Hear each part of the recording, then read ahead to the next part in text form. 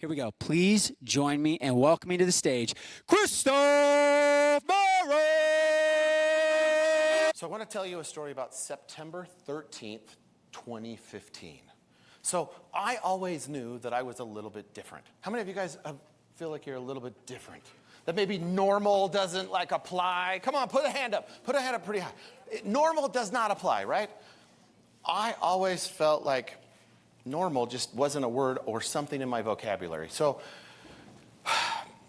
I was speaking and training around the world. I worked for a seminar company, and I had the amazing opportunity to fly around the world, but I had kids. So in an effort to create a single habit to become a better dad, I decided that I was going to write handwritten notes to them no matter where I was leaving towards. So if I was going to London, I'd handwrite them a note. If I was going down the street to speak, I'd write them a handwritten note. So I did this from 2010 until September 13th, 2015. Now the great part about it is by doing a habit, by doing something that long, it changes from a habit that you just kind of do, and it turns itself into an automatic habit. It doesn't matter where you are. It doesn't matter what you're doing. It doesn't matter who you're with. I'm always going to write these notes to my kids no matter where I'm at, right? So I had made a big decision, probably the biggest decision I had ever decided to make. I had decided that I was going to make a huge change. You know how you feel right before a big change? Does anybody feel excited right before a big change? No, right? There's so many emotions. There's so much going on. I was like a little bit nervous about this change. So what I did was I drove out to the lake. And we live in Las Vegas. And as I got out to the lake, it was right before sunset, or sunup. It was right before sunup.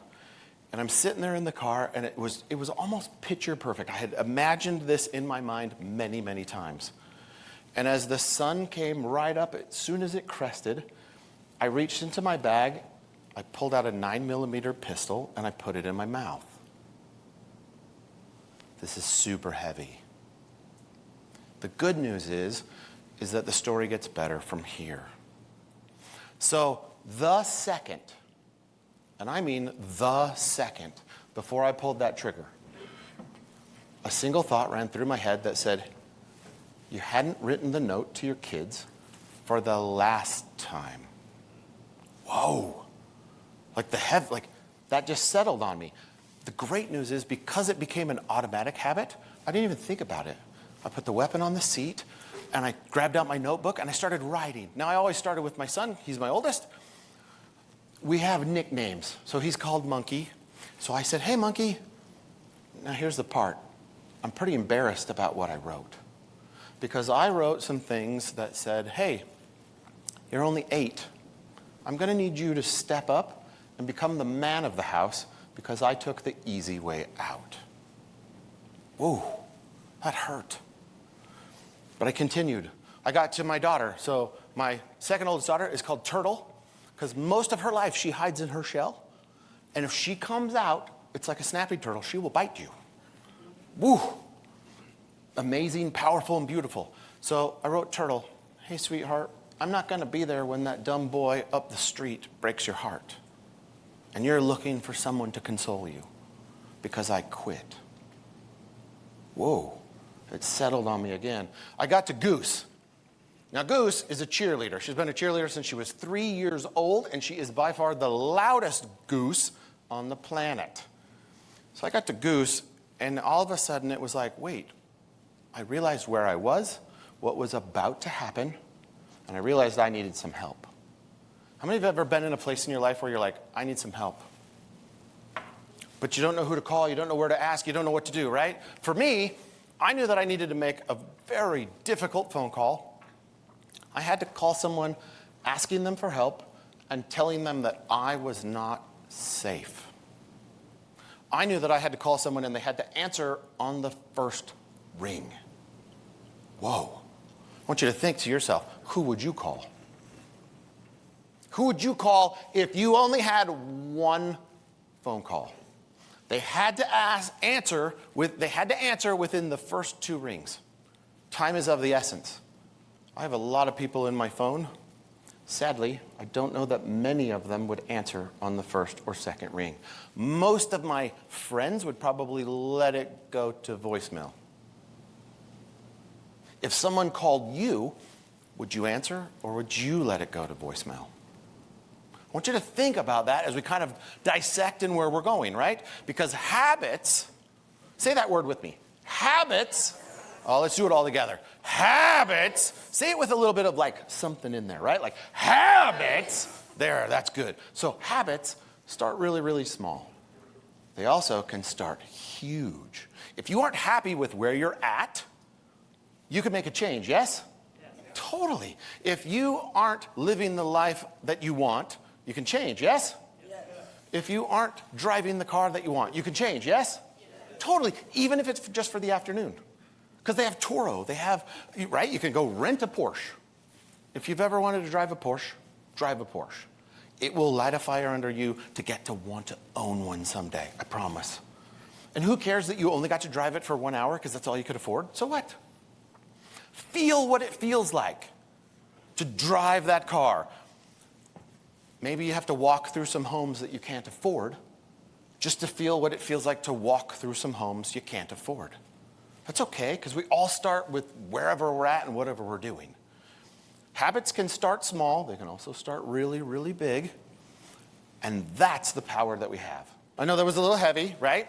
So now I'm going to tie this story off. Is that fair? So what I want you to do with me, everybody together, just take one deep breath in. Here we go. Come on, hold it. And now let it out. When you let it out, let all of that negativity out. Go. Oh, boy. I think we need to do one more. I need one more. Anybody else need one more? All right, let's do one more. In. Hold it. I want you to count to 3 in your head. This is hard. 1, 2, 3. Now let it all out. And when you let it all out, let all of it. Woo. All right. Okay. So this event started a process for me where I called a friend. That friend came. He came on. He answered on the first ring. He left because I told him that I was not safe. That's a level of friendship I don't know exists for many people. He came. He made sure that I was safe. He removed the weapon. And then all of a sudden, we had to go and talk to my wife. Whoa. Talk about intense. That then started a process that then I had to see a psychiatrist. Then I had to see doctors. I had to be hospitalized. And we found out that I am the best kind of awesome. I'm bipolar. I'm bipolar type 1. So the crazy thing for bipolar type 1, we get like a Kanye high. I mean, amazing. Absolutely. Like, he could do things, I could do things, you could do things that nobody can touch. And then we get really, really scary low, like that day at the lake. That was the day, again, September 13th, 2015, that I decided that I was not broken. I want to say that again. September 13th, 2015, even though I had just received a diagnosis, or shortly thereafter I received a diagnosis that I was bipolar type 1, I was not going to allow that to define me because they're just words. That's it. Just words. Bipolar type 1. You may have something that you feel is defining you. I pray and I hope that what you have isn't as, let's say, eccentric as what I have. My normal roller coaster, happy, sad, high, really, really, really low, scary. So there's a lot of things that I have to do. Meditation, medication, therapy, breath work, and then my favorite one, habits. So for me, routines are probably the most important thing that I could ever do for myself. So September 13th, 2015, I say it because I celebrate it. Yes, it was a very scary day, but it was also a monumental day for me. Because on September 13th, 2015, I decided that I was going to devote the rest of my life to figuring out how to become a superhero. Yeah. You know when you stand, has anybody ever done that where you stand in like a power pose? right? But I was going to be kind of like the superhero of habits. I know, kind of dorky and corny, right? But habits became my lifeline. Where I was going, what I was doing, if I could master habits, I could literally master my mental illness. Now, I hate that word. Yes, some doctors might consider it mentally ill. I consider it a superpower. Because what I do is those habits, I figure out all of the negatives that I have. So one of the negatives that I have is I get ridiculously, say that word with me, ridiculously. Say it with me with like kind of some ridiculousness. Ridiculous! I get ridiculously obsessed. So I get really hyper-focused. Notice the two words, ridiculously obsessed and hyper-focused. Isn't hyper-focused a business skill? Isn't hyper-focus what high-performance teams are looking for? They are looking for that. Whoa, so all of a sudden, right, I kind of get to do this like peacock move where I puff up my chest. Have you guys ever seen a peacock at the zoo or wherever, right? Puff up, boosh, and the tail goes out, and you just, yeah. No longer am I radically obsessed. I am. But it's also, the positive of that is hyper-focus. Ooh, I like this. Okay, what's some other ones, right? I only drink Diet Chick-fil-A lemonade. I know that sounds funny. I did have water here. If they don't have it, then I will drink water. And I found this out. I thought this for a long time. If you drank water, you would die, but that's actually not true. So I buy it by the gallon. You can get it in the gallon. And then I'm even more eccentric. I have to strain it because I cannot stand pulp. It's so gross. Why would you have that? Right? So then I have to strain it, and that's, okay, how does this apply in a business sense? If you let me loose, right? Like you've heard the term like freak in the sheets, like the spreadsheets, right?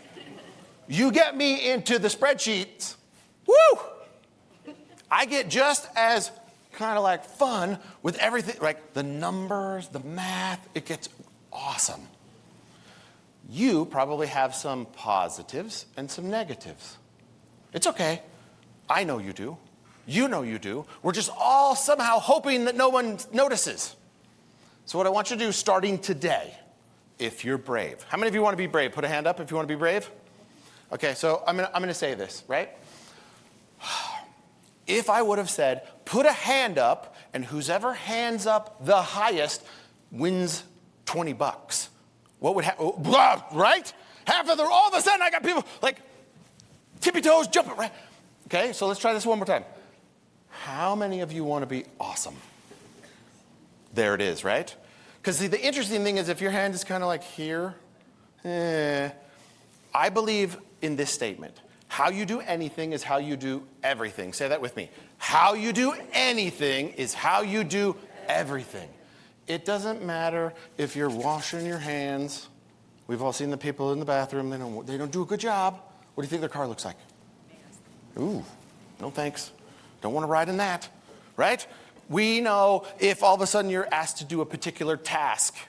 Maybe it's sales. Maybe you're out there and you're supposed to cold call. Ooh, right? How you do anything is how you do everything. This is the day, September 13th, 2015, is the day that I decided to become the world's first habit freak. Because I have learned that my habits define me. My habits control me. My habits create an opportunity like you would never believe. So, how many of you have ever been challenged? Right? I get challenged all the time. I get challenged almost every single day. So, as part of a challenge, I decided that one of those automatic habits, you remember that word from earlier? Automatic habits. It is something that no matter where you are, what you're doing, it doesn't matter what you're going to do. It's almost like on default. Do I have any runners in the room? Anybody that runs long distance, right? Okay, so if you ran and you went on vacation, would you run on vacation? Most of us normal people are like, no, terrible, right? But those people that run and are runners, I want you to listen to the identity component here. Runners do what? Run. Runners do what? Run. Runners do? Run. Okay? What do salespeople do? It almost sounds too easy, right? Okay. What do servers do? Okay. What do helpers do? Okay. So from an identity perspective, I'm the kind of person that if I say I will do something, I will do it no matter what. That does not mean I will do it the best. That does not mean I will win the race. That does not mean I just simply will do it. So my wife knew this. I was 90 pounds overweight. 90 pounds overweight. Sitting on the couch, and what comes on Saturday mornings most of the time? A triathlon. So here I am, fat guy on the couch, watching a triathlon. The irony, yes? And I'm like, because back in the day, I was a swimmer. Oh, man, and I was fast. I mean, I was like state championship fast. So there I am reliving my awesomeness. 90 pounds overweight on the couch eating chips. And I'm like looking at my wife, sees this, and she swoops in. Now, she is a ninja. Because she knew that if she kind of did this right in the right sequence, she could get me to say some words out loud that then meant I had to do something. So she swept in and she's like, whoa, that looks hard. And then she leaves. Wait, what? No, that's not hard. I could do that, right? Little couple hours later, she comes by. Because again, triathlon, this was the Ironman, the one in Kona, Hawaii. This thing lasts for like 9 centuries. So there I am, like kind of puffing up my chest like, hard, right? Whoa, they're going fast. No, they're not, right? Like you start to feel it. So all of a sudden I'm like, I got this. The next time she swoops in, she's like, I bet you'd die if you tried to do one of those. What? Die? I stood up in defiance. I bet you I won't. I just committed. So then I found the shortest triathlon possible. It's called a sprint. It's a sprint triathlon. It's basically a baby triathlon. You do a little bit of swimming, really not that much. This one was actually in a swimming pool. I was like, easy, I could swim in a pool, I thought. Then there's like a meandering bike ride. And then there's a 3K or 5K run. So I thought, I am so freaking awesome, I don't even need to train for this thing. I'm just gonna show up and do it. So that's what I did. So the night before, I called a buddy who does triathlons. He has a $10,000 carbon fiber bicycle. I said, hey, can I borrow your bike tomorrow? He said, sure. It's in the garage, give me the code. I went and picked it up. I'm like, the pedals are weird. He's like, oh yeah, they're special shoes. What size are your shoes? 10 and a half, mine are 10 and a half. I'm like, awesome, can I borrow your shoes? He's like, yep, take them. Took the helmet and the gloves. And I took like this little jersey thing that was way too skinny, way too tight. And so there I am, and I get to the race the next morning. And as I'm at the race, you walk up to the counter to sign in, and they're like, what was your 50-yard freestyle time? And I'm like, 1947. That's 19 seconds, 19.47, fast. And they're like, whoa, you're in group 1. And they wrote a 1 on my hand. I'm like, awesome. So I waddle up to group 1, and I look at group 1, and you know what I learned? There are actually dolphins with feet. I mean, they were like, it was like a statue. It was amazing. So there I am, and I'm like, okay, I think I'm in the wrong group. Because they had on Speedos. You ever seen someone in a Speedo? I did not look good in a Speedo. So I'm like, kind of waddled my way back over to the table. I'm like, yeah, I don't think I'm in group 1. She says, I know, but I figured you'd come back. So then she wrote 4 on my hand. When she wrote 4 on my hand, I waddled over to a group of gentlemen that looked just like me. Most of us were wearing shirts over the top of our thing because we felt uncomfortable. And then, bam, the gun goes off. The dolphin with feet like dive in. I mean, it was amazing. They were going so fast. And then group 2, and then group 3, and then group 4. Group 4 gets in, and all of a sudden, the gentleman in front of me sat down on the deck and flopped in. Rolled on his back, and I'm like, oh no. So I jumped in, and I turned it into a game of Donkey Kong. Anybody remember Donkey Kong? Right? You've got to jump over. You've got to go around. You've got to climb a ladder. You've got to do something. So I did everything and anything that I could to basically get through the swim like a minefield. So then I get done. You finish the swim. You run over, and then you get your bike. I realized all of a sudden, I have no idea how to put the shoes on the pedals. I had my first problem. How many of you ever had a problem in business where you're in your job and you're like, you've been assigned a task and you're like, I have no idea how in the world to do this? Oh my gosh, that was where I was, right? Out of nowhere came a mentor. An older gentleman that happened to be watching kind of from the side. I'm sure he was just snickering like, what's this guy put on those shoes?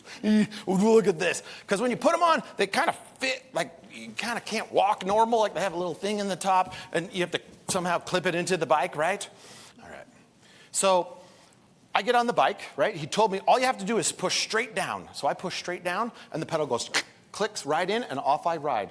And as I'm riding, I will tell you something. I was wet, right? So like as I'm moving and the wet air is kind of catching I felt like a racehorse. I was like, I am hauling. Like I am going so fast. This is awesome. And as I'm going, I hear something that still to this day gives me the shivers. Bring. Sounded like a little girl bell. Bring. Like I have little girls. I'm like, there's no way one of my kids is on this ride. Like this is a triathlon. Like this is for serious people. Like, are you kidding me, right? And all of a sudden I hear, bring, on your left. What? She goes smoking by me. Now, she had a basket with a little stuffed animal in the front. The seat was the side of Texas. This bike goes, whoosh. Now, the thing about triathlon, you write your age on your calf. I think that's in case you pass out, they can figure out who you are and where you are and what group you were in. So I look at her calf, and she has 73 on her calf. And she's smoking me. I mean, she's pulling away. So what do? Am I going to let this like 73-year-old like amazing powerhouse of a woman just smoke me on this thing? No way. I have a $10,000 bike. So I'm chasing her down, and she's pulling away. And I'm chasing her down. And what I didn't realize at that moment was that this bike ride would ruin almost every muscle in my body. Because when you clip the pedal in, you then use muscles when you push down, but you also use muscles when you pull up. I hadn't used that in forever. So we get done with the bike. I never saw her again. She smoked me. We get done with the bike, and I realize I have my second problem. I have no idea how to get out of the bike shoes. I'm trying, I'm pulling, I'm yanking, I'm doing whatever, and I realize there's no way I'm going to make it, so I decide to just crash the bike into the bike rack. And luckily, the bike fit, and I stopped. And then I sat there, and I was I had no idea. I was like, I have no idea what to do. I'm probably just going to quit. How many of you ever thought about quitting when things get tough? I was there. So all of a sudden, I'm like, okay, I'm done. That mentor comes by. He must have just been sitting there waiting, watching. And he goes, just turn your feet just turn them outside.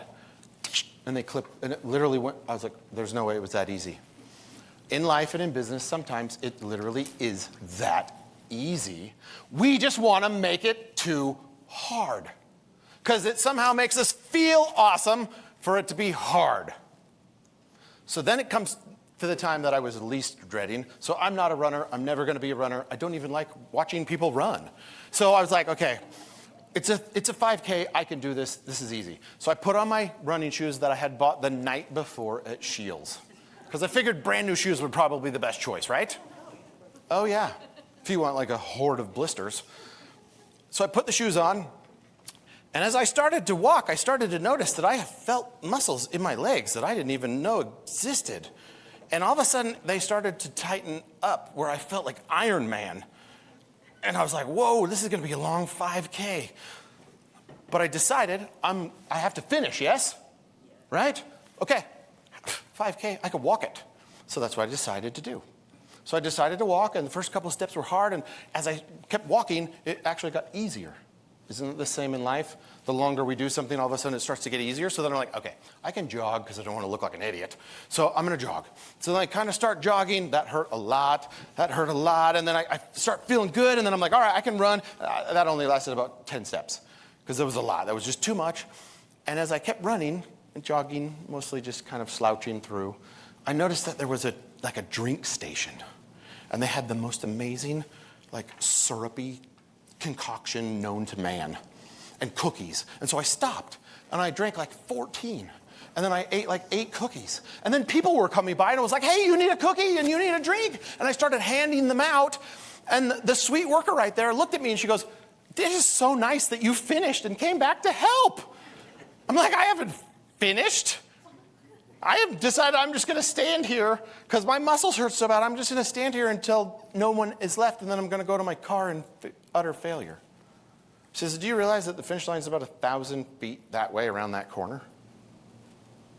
What if the finish line for you was 1,000 feet, but it's right around the corner, you can't see it? Oh, wow. So I decide, well, I can make 1,000 feet. I mean, I'm hurting, but I could do it. So I make the corner, I can see the finish line. Uh-oh.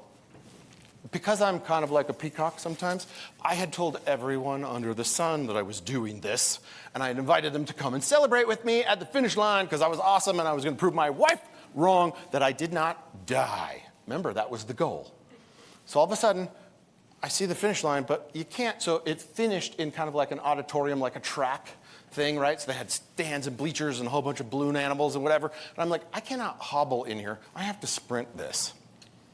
So I am moving so fast. And I'm looking left, I'm looking right. I'm looking for family, I'm looking for friends, I'm looking for everybody I know. I didn't see a single person. Not one. I crossed the finish line, and immediately an aid worker escorts me to a tent, sits me down, and they tapped a vein and started running fluids. Apparently I looked that awesome. After I had my little vein thing refinished, I start looking for other, okay, my family has to be here by now. Didn't see anybody. Walked out to the car. This was back in the day when we had flip phones, if anybody still has a flip phone. Get my phone, call my wife. She goes, hey, babe, we're just leaving the house. We'll be there in any minute. Oh, wow. So I want to turn this to you. How you do anything is how you do everything, even if as no one is watching. I sprinted that entire lane for one goal, which was I wanted to look good to everybody there. Fun part is, no one was there. A lot of times in life, in business, in the things that we're trying, the things that we're striving for, guess what? Nobody's watching you. They're too busy worried about themselves. So again, if you create habits that become automatic, what kind of habits do you want? Automatic. What kind of habits do you want? Automatic. Okay, what kind of habits do you want? Automatic. There you go. So this is the huge habit. So I have created huge habits, and the cycle that I've created is called the Go Huge cycle. So being bipolar, right, I have a cycle, right? I go up, I go down. Again, most people are supposed to be happy. Most people are supposed to be sad. That's normal. Mine, unmedicated, is way too high and way too low. So in order to create some kind of a balance, I had to figure out a system, a strategy, something that I could kind of be like, wait, I need to check in with myself. I have had to become radically self-aware, like insane self-aware, because I need to know what makes my mood go up and what makes my mood go down every day, all day long, because I never wake up the same. Never. I've dreamt of it. I've wished for it. Never happens. You may feel the same. You go to bed, you're feeling great, you're feeling awesome. You get out of bed and you're like, wow, I'm like 49 and I don't know what I did to my back by sleeping. Awesome. That's part of life. So I created something for me that now I get to share, and I'm going to share with you. So in order to change something, you must first be what? Aware that something needs to change. So you must spot it. Because if you don't spot it, you're kind of just driving around with like painted glasses on the freeway. You're not looking at the exits. You're not looking where you're going. You have no focus. You have no purpose. You have no direction. You're just kind of aimless. You each know someone in your own life that is like this. Hopefully it's not you. But if it is, there's a way to change it. You first have to what? Spot it. Then you have to drop it. Okay? You have to make a decision that you don't want that habit anymore. Some of us have positive habits, yes? Some of us have a couple negative ones, yes? So you spot it, then you drop it. This is tough, because what do habits like to do? Like claws, like a tiger. Like they want to dig in, they want to hold. They're like, no. I am comfortable here. You like it here. This is good for you. Don't change.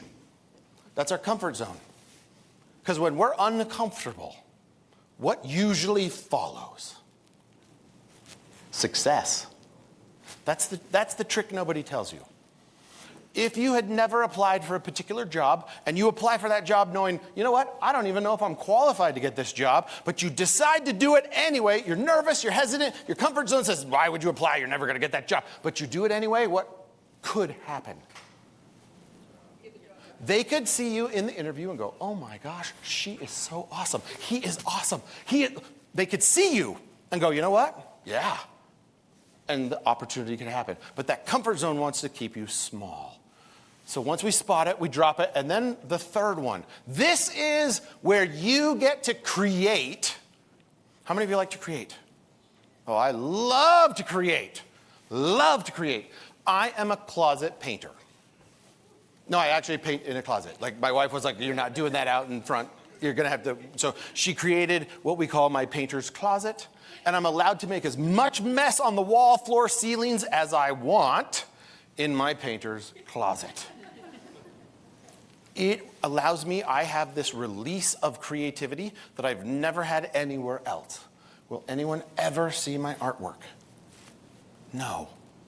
Because it's not about you. It's not about how you interpret my artwork. It's about me being creative. So I had to build, literally, I had to build the closet. We had to put up this special sheeting, all this stuff, so that way I wasn't going to get paint everywhere.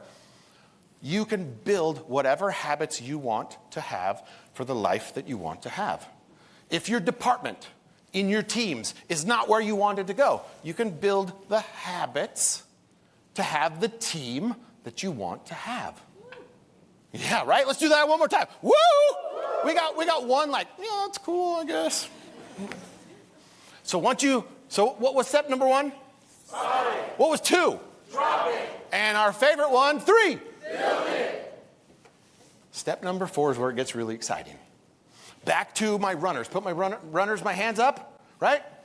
You have embraced the identity of runners. I don't want that. That's okay. You have it. I want you to have it because then I don't feel obligated to take it from you. So you have it. You be a runner. And they kind of embody what runners are. They change their shoes like every 3 months. Crazy, because they wear them out. They have special socks. All of these things, you live it. You become who you are or who you want to become. Prove it. How do you know something exists? I'm going to use that water bottle. How do you know that water bottle exists? It's in front of me. Could you physically touch it? Okay, right? You proved it, right? What if I just told you about a water bottle? Would most of you believe that a water bottle could exist, right? So there are some things that you see, and there are some things on faith. This is not talking about faith. This is talking about the things that you can see. Because once you spot it, once you drop it, once you build it, oh yeah, once you start living it, the proving part is actually the easiest of all of these 5. Because it's the natural results of you doing whatever it is that you want to do. We're back to running. If you want to become a runner and you start running, do you think you're going to get faster at running? No. Naturally. If you want to be better at sales and you start selling, do you think you're going to naturally get a bigger paycheck? Oh yeah, right? If you're a marketer, and you, right, spot it, drop it, build it, live it, and you start becoming a marketer, are you going to be able to start seeing where this is going? Hit me with number 1. Starting. Number 2. Dropping. Number 3. Building. Number 4. Living. Number 5. Rooting. And what do you got to do when you get to the end? Repeat it. You got to repeat it. That is the Go Huge cycle. Yes. Did you learn anything? Yes. Once a habit becomes automatic, it's actually not a habit anymore. It's part of you. It's who you are. It's how you live. It's what you do. And it naturally just goes into everything else in your entire life. You see those people that literally drive down the freeway, somebody cuts them off, and they're angry for a week. Right? They were just looking or searching for something to be angry at. Then there are those people that get cut off. somebody flips them the bird, whatever, and they just like, oh, yeah, go ahead, go ahead. I'm not really even going to allow it to enter my world. Because you got things going on. I don't know what's going on. Maybe you're rushing to the hospital. Maybe you're just a jerk. Either way, that's on you. This is on me. I want to say thank you to all of you that are still here, to the whole AV team, to Seth. This was a wonderful opportunity to show the actual validity of automatic habits because they become part of our value. Thank you. Let's go. Give it up for CHRISTOPH.